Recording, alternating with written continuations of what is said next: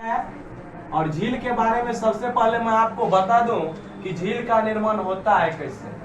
जैसे कि हम नदी जब आपको पढ़ाए थे तो नदी में आपको बताए थे कि नदी का निर्माण कैसे होता है।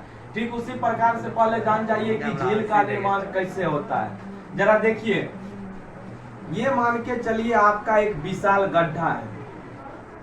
ये आपका अगर विशाल गड्ढा है,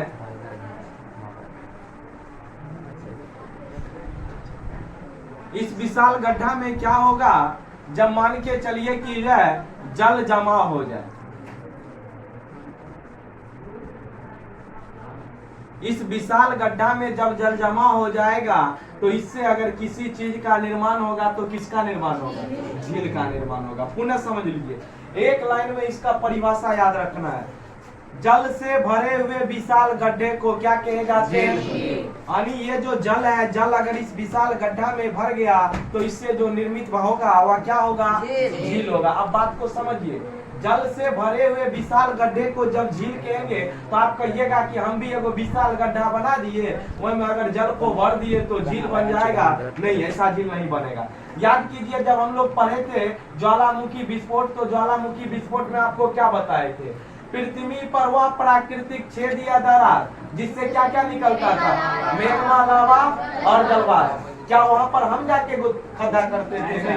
प्राकृतिक के द्वारा होता था। तो ठीक उसी प्रकार से याद रखना है कि झील का जो निर्माण होगा अधिकांशतः अगर किसी कारकों के द्वारा होगा तो प्राकृतिक कारकों के द्वारा होगा। किसके द्वारा होगा? उन्हें एक बार समझिए, जल से भरे हुए विशाल गड्ढे को क्या कहिएगा? झील का निर्माण पूछेगा क्या मानवीय कारकों के द्वारा होता है? आपका आंसर क्या होगा? नहीं, बल्कि किसके द्वारा होगा? लेकिन एक कंडीशन है। क्या कंडीशन है? समझिए, विषम परिस्थिति में झील का निर्माण मानव भी कर सकता है। कौन कर सकता है? जब हम आपको बहुउद्देशीय परियोजना पढ़ाएंगे तब बताएंगे कि मानव द्वारा झील कैसे बनता है। जैसे मान के चलिए, ये आपका नदी है। क्या है ये आपका? नदी का जल इसी तरह से रहता है। अब मान के चलिए कि ये नदी है, ये आपका रहीमपुर है, मान लेते हैं।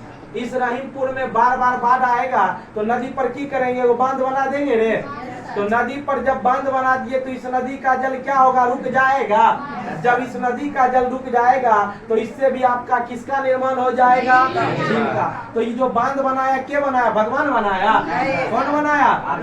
मानव बनाया या आदमी बनाया? तो याद रखिएगा, विषम परिस्थितियों में झील का निर्माण किसके द्वारा? वैसे अगर पूछेगा झील का निर्माण किसके द्वारा? बात समझ गए? उन्हें एक बार समझिए, जल से भरे हुए विशाल गड्ढे को क्या कहिएगा? झील का निर्माण किस कारकों के द्वारा? विषम परिस्थितियों में किसके द्वारा? मानवों के द्वारा। अब हम लोग पढ़ेंगे, जैसे मान के चलिए यहाँ पर जितने भी हम लोग बैठे हैं, क्या सबका थोपड़ा एक जैसा है? क्या कोई काला है, कोई गोरा है, कोई किसी तरह का है कि नहीं? तो थोपड़ा मतलब चेहरा, ठीक है ना? तो बनावटी के दृष्टिकोण से जैसे आप लोग का बनावट अलग है। अगर संसार में प्रत्येक व्यक्ति गोरा ही रहता, या मान के चलिए संसार के अगर जितने भी वस्तु है सभी का कलर एक ही जैसा कर दिया जाए तो संसार कैसा दिखेगा? फीका दिखेगा कि नहीं दिखेगा? तो जरूरी है जानिए कि गोरा काला का होना, नहीं तो पता चलेगा सब अल्लू के उसनल जैसा। ठीक है ना? बात को समझो। अब मान के चलिए ये जो आपका जो है बनावटी के दृष्टिकोण से या आकार के दृष्टिकोण से हम लोग झील को पढ़ेंगे 7 भाग में। कितने भाग में? 7 भाग। यानी कि जब भी पूछा जाएगा कि बनावटी या आकार के दृष्टिकोण से झील के कितने प्रकार होते हैं, तो कितने प्रकार होते हैं? जरा देखिए कौन कौन सा प्रकार होता है। कपड़ा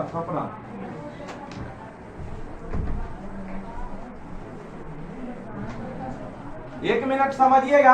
पहले हम लोग सब झील को लिख लेते हैं कि कौन कौन सा झील हम लोगों को पढ़ना है। सबसे पहले हम लोगों को पढ़ना है धसान घाटी का झील। सबका जानेंगे कि कैसे निर्मित होगा, पहले लिख तो लीजिए क्या क्या पढ़ना है। दूसरा हम लोग पढ़ेंगे, जानिएगा, गोखुर झील। तीसरा हम लोग पढ़ेंगे, जानिए कि करेटर झील। चौथा हम लोग पढ़ेंगे लेगुन झील। पांचवा पढ़ेंगे आपका जानिया कि अवरोधक झील, और छठा हम लोग पढ़ेंगे जानिया कि हिमानी झील, और सातवां पढ़ेंगे मानव निर्मित झील। ये 7 झील ही पाए जाते हैं बनावट के दृष्टिकोण से कहिए या आकार के दृष्टिकोण से। यानी जब भी क्वेश्चन पूछेगा बनावट या आकार के दृष्टिकोण से झील के कितने प्रकार होते हैं, तो कितने प्रकार होते हैं? 7 प्रकार होते हैं। जरा देखिए, अब हम लोग जानेंगे धसान घाटी का झील किसे कहते हैं या धसान घाटी का झील कैसे निर्मित होता है। जरा देखिए, नदी इनमें से सब व्यक्ति देखे होंगे सर, नहीं देखे हैं तो बगल में कौन नदी है? ये नदी नहीं, बगल में गंडक नदी है। कभी आप गंडक नदी पर गए हैं? मान के चलिए ये आपका नदी है, नदी में हम लोग मान लेते हैं गंडक नदी है, ठीक है ना। अब ये गंडक नदी है तो एक बगल में मान लेते हैं कि यह क्या है? आपका मैदानी भाग है। क्या है? जरा समझिए, ये आपका नदी है। क्या है? नदी। और आप जानते हैं कि नदी में जब चलती है जल तो इसमें कौन सी ऊर्जा होगी? काइनेटिक एनर्जी होगी। कौन सी ऊर्जा होगी? Kinetic energy. समझिए जरा, जब जल नदी में चलेगा तो कौन सी ऊर्जा होगी? जब जल रुका रहेगा तो पोटेंशियल एनर्जी या स्थितिज ऊर्जा होगी। अब मान के चलिए जब जल चल रहा है, जरा समझो, जब ये जल आपका चल रहा है मान के चलिए, तो जब जल चल रहेगा तो ये आपका क्या है? मैदानी भाग है ना। तो ये इस पानी, ये जो पानी है, पानी क्या करेगा? बार बार मैदान से टकराएगा। और आप देखे होंगे कि जब नदी का रेत तेज होता है तो मैदान को काटती है नदी। देखे ऐसा नहीं होता है कि आप वहाँ पे खड़ा है, वहाँ का मिट्टी धस गया, तो मिट्टी जो धस जाता है उसको हम लोग कहते हैं धसना। क्या कहते हैं? तो ये जो मिट्टी धसेगा, अब मान के चलिए इतना को जो आपका मैदानी भाग है, ये मान के चलिए आपका धस जाएगा, तो ये मिट्टी कहाँ चलाएगा? यहाँ चलाएगा। लेकिन यह गड्ढा यहीं पर रहेगा, रहेगा कि नहीं? मान के चलिए आपका यह मिट्टी था, ये मिट्टी को नदी ने क्या किया? अपने और ले लिया, तो मिट्टी यहाँ चला आया। लेकिन ये जो आपका धसा हुआ जो भाग है, इस धसा हुआ भाग में क्या होगा? जल जमा हो जाएगा। और अभी आप तुरंत पढ़े थे, जल से भरे हुए विशाल गड्ढे को क्या कहते हैं? तो इसमें जो जल जमा हुआ किसके कारण हुआ? धसना के कारण में हुआ। तो इस प्रकार से निर्मित झील को आप लोग कौन सा झील कहिएगा? बात समझे? हम लोग कह सकते हैं कि धसान के द्वारा निर्मित झील को कौन सा झील कहेंगे? धसान घाटी का झील कहेंगे। कौन सा झील कहेंगे? उन्हें समझिए। अब इसका उदाहरण आपको याद रखना, परिभाषा से जरूरी है उदाहरण। तो 3 आपका जानिए कि उदाहरण हम बताएंगे, याद रखिएगा। धसान घाटी का झील सबसे अधिक अगर विश्व के किसी देश में पाए जाते हैं तो अफ्रीका में। कहाँ पाए जाते हैं? और अफ्रीका में कौन कौन सा झील जो कि धसान घाटी झील का उदाहरण है, तो आपको याद रखना है जानिए कि एक रुडोल्फ झील, विक्टोरिया झील, न्यासा झील। रुडोल्फ झील, विक्टोरिया झील, न्यासा झील। पूछेंगे रुडोल्फ झील, विक्टोरिया झील, न्यासा झील किस झील का उदाहरण है? रुडोल्फ झील, विक्टोरिया झील, न्यासा झील विश्व के किस देश में? अफ्रीका में। और एक याद कर लेना अपने भारत में जानिया की जो है तिलैया बांध पर, भारत में याद रखिएगा तिलैया बांध पर जो निर्मित झील है वह अगर किसी झील का उदाहरण है तो धसान घाटी झील का। किस झील का? एक बार हम लोग इतना रिपीट करते हैं, समझिए जरा। अभी आप क्या पढ़े कि धसान के द्वारा यह जान गया कि नदी जो बाहर की मिट्टी को अंदर करती है और धसना वाले भाग में जो जल जमा हो गया उससे जो निर्मित झील होगा, कौन सा झील होगा?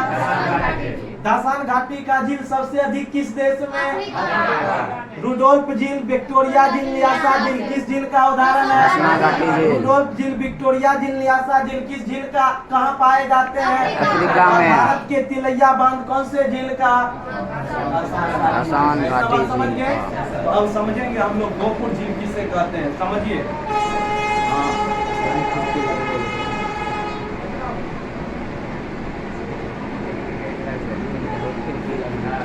देखिए समझिए गोपुर झील किसे कहते हैं।